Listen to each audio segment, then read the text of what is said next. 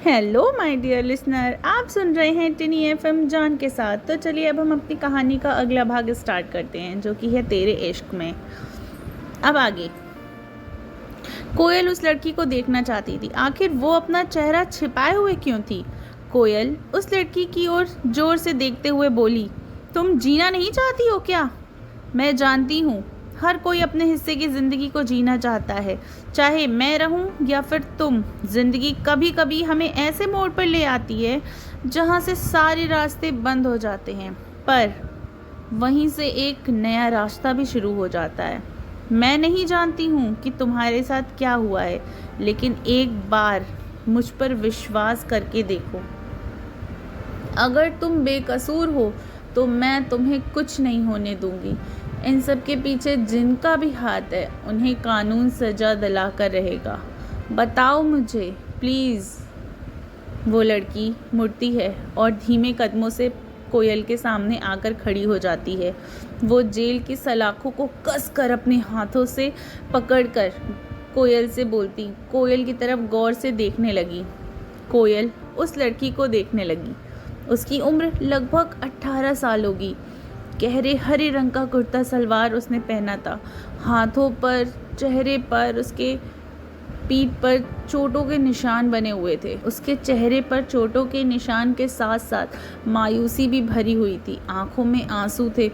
उसे देखकर ऐसा महसूस हो रहा था कि वो चीख चीख कर रोना चाहती हो, लेकिन अंदर ही अंदर घुटते हुए सारे आंसुओं को आंखों में ही सुखा लेना चाहती हो। उसकी होठों पर सूखी पपड़ियां जम गई थी, जैसे सूखी पपड़ियों जैसी परत पड़ गई थी। कोयल उसकी हालत को देखकर अंदर से रो पड़ी। कोयल अपने आप को संभालते हुए बोली, ऐसी क्या मजबूरी थी तुम्हारी जो तुमने इतना बड़ा कदम उठा लिया? मुझसे झूठ मत कहना। ओह, मैं तुम्हारा नाम पूछना ही भूल गई। क्या नाम है तुम्हारा? प्रिशा। प्रिशा नाम है मेरा, वकील साहिबा। मैंने जानबूझकर ऐसा नहीं किया था, लेकिन अच्छा, अगर उसे कोई और नहीं मारता तो मैं मार देती। वो मेरा बाप नहीं, कसाई था, दलाल था। समाज के लिए वो एक ऐसा दाग था जो कभी नहीं छूट सकता, लेकिन वो हमेशा के लिए मिट गया। उसके मरने से ही ना जाने कितनी लड़कियों को आज़ादी मिली होगी। वो पापी था, इंसान के भेष में छिपा हुआ वो भेड़िया था, जिसने औरतों को ही नहीं, औरतों को सिर्फ एक धंधा करने वाला समझ के रखा था। इससे बड़ा पापी और दलाल तो वो आदमी है जिसके साथ मेरा बाप रहता है। मेरी बहन की ज़िंदगी जीते जी नरक बना रखी है उसने। वो बिना कुछ किए ही उस पाप की सज़ा भुगत रही है जो उसने नहीं किया है। जसवंत सिंह को मैंने जान से मार डाला। आप कुछ ऐसा कीजिए जिससे मुझे फांसी की सज़ा हो जाए। मैं मरना चाहती हूँ वकील साहिबा, लेकिन उस भेड़िए के हाथों नहीं। वो इंसान नहीं, जानवर है। वो मेरे खून का प्यासा बना बैठा है। वो मेरी बहन को तो हर दिन मारता है। वो तो मेरी बहन को हर दिन मारता है।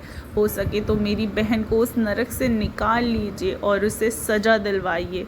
कोयल गौर से उसकी बातों को सुन रही थी। वो सोचने पे मजबूर हो गई कि हमारा देश, जहाँ एक ओर देवियों की पूजा की जाती है और दूसरी ओर अपने ही घर की, गांव की, शहर की औरतों के साथ हो रहे जुर्मों को कभी खत्म ना होने वाला नाम भी ले रही है। जुर्म कभी खत्म होने का नाम नहीं ले रही हैं। उसे अपने साथ हुए हादसे आंखों के सामने नजर आने लगे। वो अंदर से कमज़ोर होने लगी थी। वो प्रिशा से कैसे कह दे कि इस समाज में रहना है तो अपने हक के लिए खुद लड़ना पड़ेगा। आखिर हर किसी के पास आर्यन जैसा साथी तो नहीं होता ना। इस देश में सीता को बचाने के लिए राम बार बार नहीं आएंगे, बल्कि रावण से लड़ने के लिए सीता को अब खुद ही राम बनना पड़ेगा। जुर्म को तब तक सहन किया जा सकता है जब तक सहनशीलता हो। उसके बाद जो लिखा है वो होकर ही रहता है, वही होता है। कोयल को खोए हुए देखकर प्रिशा बोली, आप किस गहरी सोच में डूब गई हैं वकील साहिबा? मैं कहीं नहीं। तुमने बताया नहीं किसने मारा है तुम्हारे पिता को और क्यों? तुम उन्हें क्यों चाहती थी? प्रिशा, मुझे सारी सच्चाई सुननी है। वकील साहिबा, मैं बहुत छोटी थी जब मेरी माँ को मेरे बाप ने जलाकर मार डाला था। मेरी बहन और मैं दोनों एक दूसरे की दुनिया थे। मेरी बहन बहुत सुंदर है, उसकी सुंदरता को देखकर हर कोई उसकी ओर आकर्षित हो जाता है। वो बड़ा ही मनहूस दिन था जब वो मेरी बहन की ज़िंदगी में आया था, या यूँ कहूँ कि मेरे बाप ने मेरी बहन को चंद पैसों के लिए बेच दिया। मेरी बहन भागना चाहती थी। अगर मैं नहीं होती तो शायद मेरी बहन को वो नरक नहीं भोगना पड़ता जो आज उसकी हालत है। आए दिन मुझ पर और मेरी दीदी पर जुर्म होता था। मेरा बाप सिर्फ लालची ही नहीं बल्कि दलाल और मर्डरर भी था।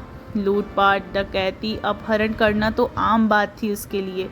ये सब तो पहले से वो करता था। लेकिन मेरी बहन की शादी जिस इंसान से साथ हुई वो मेरे बाप से भी ज़्यादा नीच है। वो तो लड़कियों को बेचने का काम शुरू कर दिया। जब पानी सर के ऊपर हो गया, बर्दाश्त की सारी हदें पार हो गई, तो किसी न किसी को तो सज़ा देनी ही थी। ना तो मिल गई ना उसे सज़ा। मार डाला उसने मेरे बाप को और उसके जुर्म को मैंने अपने सर ले लिया। मार डाला उसने मेरे बाप को और उसके जुर्म को मैंने अपने सर ले लिया। और मैं बहुत खुश हूँ कि उस भेड़िए को उसके किए की सज़ा मिल गई। कोयल ध्यान से उसकी बातों को सुन रही थी। उसे समझ में आ गया था कि प्रिशा दूसरों के किए जुर्म को अपने सर पर क्यों ले रही है।